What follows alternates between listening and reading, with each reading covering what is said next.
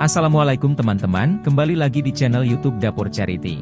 Di video kali ini kami akan ziarah ke makam keramat Empang Bogor, di daerah Bogor Selatan, Kota Bogor. Mau tahu gimana keseruannya? Yuk disimak video ini sampai habis. Jangan lupa di-subscribe ya.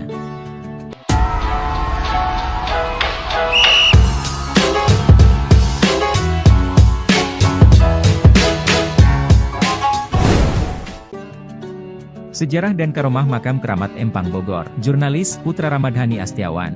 Masjid An-Nur Empang atau yang lebih dikenal dengan Masjid Keramat Empang Bogor adalah salah satu masjid tertua yang ada di Kota Hujan, yakni terletak di Jalan Lolongok, RT 02 RW 04, Kelurahan Empang, Kecamatan Bogor Selatan, Kota Bogor, Jawa Barat. Masjid ini dibangun sekitar tahun 1828 dibangun oleh seorang ulama besar pada masanya, yaitu Habib Abdullah bin Muhsin Al-Ahtas yang berasal dari Hadramaut, Yaman. Kenapa dijuluki Empang? Karena dahulu area sekitar masjid itu dikelilingi oleh empang, maka dijulukilah oleh masyarakat sekitar Masjid Empang Bogor. Di tempat inilah Habib Abdullah bin Muhsin Al-Adhas juga dimakamkan bersama anak-anaknya, yaitu Al-Habib Muhsin bin Abdullah Al-Adhas, Habib Zain bin Abdullah Al-Adhas, Habib Husain bin Abdullah Al-Adhas, Habib Abu Bakar bin Abdullah Al-Adhas, Sarifah Nur binti Abdullah Al-Adhas, dan makam murid kesayangannya yaitu Habib Alwi bin Muhammad bin Thohir. Selain itu, ada pula seorang ulama yang dimakamkan di sini yaitu Habib Abdurrahman bin Ahmad Assegaf, pimpinan Ponpes Al-Busro Depok. Dalam kitab Manaqib Habib Abdullah bin Muhsin Al-Adhas disebutkan bahwa beliau adalah seorang waliullah yang berjasa dalam peradaban Islam di Indonesia. Nasab beliau tersambung kepada baginda Nabi Muhammad SAW. Al-Habib Abdullah bin Muhsin Al-Adhas lahir di Desa Haurah, Hadramaut, Yaman, pada hari Selasa 20 Jumadil awal 1265 Hijriah. Sejak kecil beliau mendapatkan pendidikan rohani dari ayahnya Al-Habib Muhsin Al-Adhas. Beliau mempelajari aluran dari MU Alim Syekh Umar bin Faraj bin Sabah. Pada usia 17 tahun beliau sudah hafal Al-Quran. Di antara guru-guru beliau, salah satunya adalah Habib Abu Bakar bin Abdullah Adhas. Selain itu Habib Soleh bin Abdullah Al-Adhas, penduduk Wadi Amat, Hadramaut, dan masih banyak lagi ulama-ulama besar yang menjadi guru beliau. Pada tahun 1282 Hijriah, Habib Abdullah bin Muhsin menunaikan ibadah haji pertama kalinya. Selama di Tanah Suci beliau bertemu dengan ulama-ulama Islam terkemuka. Setelah itu beliau pulang ke Hadramaut untuk memperdalam ilmunya. Pada tahun 1283 beliau melakukan ibadah haji yang kedua. Sepulang dari ibadah haji, dengan izin Allah SWT, beliau sampai ke Indonesia. Di Indonesia, beliau bertemu sejumlah waliullah dari keluarga Al-Alwi antara lain Al-Habib Ahmad bin Muhammad bin Hamzah Al-Atas. Awal kedatangannya ke Jawa, Habib Abdullah bin Muhsin memilih Pekalongan sebagai kota tempat kediamannya. Guru beliau Habib Ahmad bin Muhammad Al-Atas banyak memberi perhatian kepadanya. Saat ini, di samping Masjid Empang masih berdiri rumah peninggalan sang pendiri masjid, yang kini ditempati oleh keturunannya. Jika ingin mengunjungi rumah tersebut memang tak mudah, karena dijaga oleh Khalifah Empang yang merupakan keturunan beliau. Khalifah ini diamanahi untuk menjaga masjid, makam, dan rumah Habib Abdullah, sehingga kunjungan ke rumah tersebut harus seizin Khalifah Empang tadi. Rumah seluas 200 meter persegi yang merupakan peninggalan Habib Abdullah. Rumah ini menyimpan benda-benda peninggalan Habib Abdullah bin Muhsin Al-Atas, yaitu gamis, sorban, tempat tidur, dan tongkat. Di rumah ini ada kamar khusus untuk zikir, dan 100 kitab agama dari jumlah semula 850 buku. Kabarnya sebagian besar kitab-kitab lainnya itu kini disimpan di Jamatur Khair atau di Rabitoh, Tanah Abang, Jakarta. Di antara kitab karangan Habib Abdullah bin Muhsin Al-Atas adalah Fathur Rabbaniyah, Ratibul Ahtas, dan Ratibul Hadat. Dua kitab terakhir diajarkan setiap maghrib secara rutin kepada murid-muridnya ketika ia masih hidup. Karomah dalam perjalanan hidup Habib Abdullah bin Muhsin Al-Atas, beliau pernah dipenjara oleh pemerintah Belanda.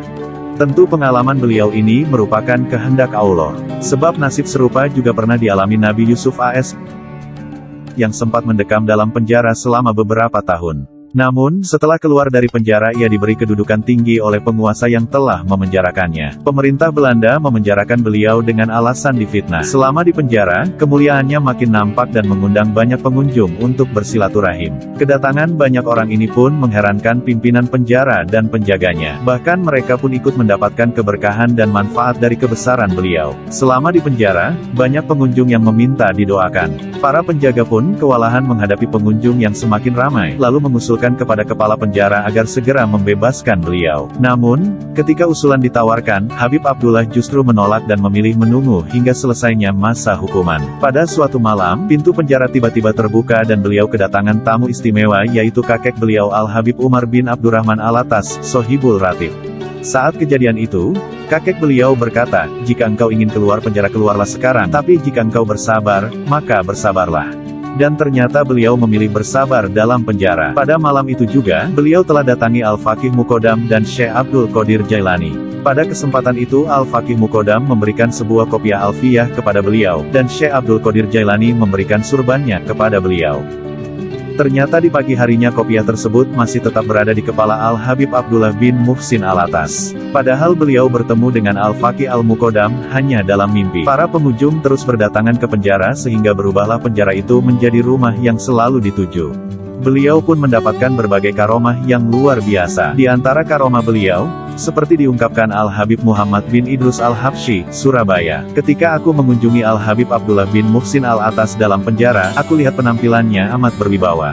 Beliau terlihat diliputi akan pancaran cahaya ilahi. Sewaktu beliau melihat aku, beliau mengucapkan bait-bait syair Al-Habib Abdullah Al-Haddad dengan awal baitnya, 'Wahai yang mengunjungi aku di malam dingin, ketika tak ada lagi orang yang akan menebarkan berita fitnah, kemudian kami saling berpelukan dan menangis,' kata Habib Muhammad bin Idrus Al-Habsyi. Karomah lain adalah sewaktu di penjara, setiap kali beliau memandang borgol yang membelenggu kakinya, maka saat itu pula borgol tersebut terlepas. Diceritakan, saat pimpinan penjara menyuruh sipir untuk mengikat leher beliau dengan rantai besi, maka dengan izin Allah rantai itu terlepas dengan sendirinya. Sedihnya, pemimpin penjara dan keluarganya justru menderita sakit panas, sampai dokter tak mampu lagi untuk mengobati. Akhirnya pimpinan penjara sadar kalau sakit panas itu disebabkan karena telah menyakiti Al-Habib Abdullah bin Muhsin. Pimpinan penjara kemudian mengutus utusan untuk memohon doa demi kesembuhan penyakit panas itu. Al-Habib Abdullah bin Muhsin pun berkata, "Ambillah borgol dan rantai ini, ikatkan di kaki dan leher maka akan sembuhlah dia." Setelah itu dengan izin Allah penyakit pimpinan penjara dan keluarganya pun sembuh. Setelah beliau keluar dari penjara, beliau mencari tempat sunyi yang jauh dari keramaian manusia. Beliau memilih Bogor, Empang, sebagai tempatnya menyendiri. Di sana beliau membeli tanah dan membuat rumah sederhana. Dari sumber lain disebutkan, awal mula kedatangan Habib Abdullah bin Muhsin Al-Attas ke Indonesia pada tahun 1800 Masehi. Ketika itu beliau diperintahkan Al-Habibul Imam Abdullah bin Abu Bakar Al-Aidrus, menuju kota Mekah. Dan sesampainya di kota Mekah, beliau melaksanakan salat dan malamnya, beliau bermimpi bertemu Rasulullah SAW. Entah apa yang kisah mimpinya, esok harinya beliau berangkat menuju Indonesia. Sesampainya di Indonesia, beliau dipertemukan dengan Habib Ahmad bin Hamzah Al-Attas, Jakarta dan beliau belajar ilmu agama darinya. Lalu Habib Ahmad bin Hamzah Al-Attas memerintahkan beliau berziarah ke Habib Husain di luar Batang. Dari sana sampailah perjalanan beliau ke Bogor. Beliau datang ke Empang tanpa membawa apa-apa. Saat datang ke Empang Bogor, di sana belum ada penghuninya. Namun dengan ilmu beliau bisa menyala dan menjadi terang benderang. Diceritakan, ada kekeramatan yang lain terjadi pula ketika beliau tengah makan di pinggiran Empang. Kebetulan kala itu datang seorang penduduk Bogor berkata kepada beliau, "Habib, kalau Anda benar-benar seorang Habib keramat, tunjukkanlah kepada saya kekeramatannya." Kebetulan Habib Abdullah bin Muhsin Al-Attas sedang makan seekor ikan yang tinggal separuh lagi. Maka Habib Abdullah pun berkata, "Ya sama anjul ilaman tabis. Wahai ikan, kalau benar-benar cinta kepadaku tunjukkanlah." Maka atas izin Allah SWT, seketika itu ikan yang tinggal sebelah lagi meloncat ke Empang. Konon ikan tersebut sampai sekarang dikabarkan masih hidup. Setiap tahun, acara Maulid Nabi Muhammad SAW yang diselenggarakan di masjid ini selalu ramai oleh para jamaah, bahkan dari luar daerah Bogor. Beberapa kali juga, mantan Presiden Indonesia, Susilo Bambang Yudhoyono turut hadir saat beliau masih menjabat. Jajaran ulama, dai, hingga tokoh politik pun acap kali terlihat hadir saat maulid diselenggarakan di Masjid Empang. Seperti yang diungkapkan oleh salah satu peziarah asal Depok, Ridwan 40 bersama istri dan anaknya yang mengaku sering berkunjung ke tempat ini. Ia pun sengaja berziarah untuk mendapatkan keberkahan. Ya ini kan penyiar Islam, saya memang sering datang ke sini sama istri anak untuk ziarah juga meminta berkah, kata Ridwan, kepada Okezone, Kamis, tanggal 22 November tahun 2018. Mohon maaf jika ada salah penyebutan nama dan lain-lainnya. Terima kasih yang sudah menonton. Jangan lupa support channel YouTube kami dengan cara like, komen, dan subscribe. Dan sampai bertemu di video selanjutnya. Assalamualaikum.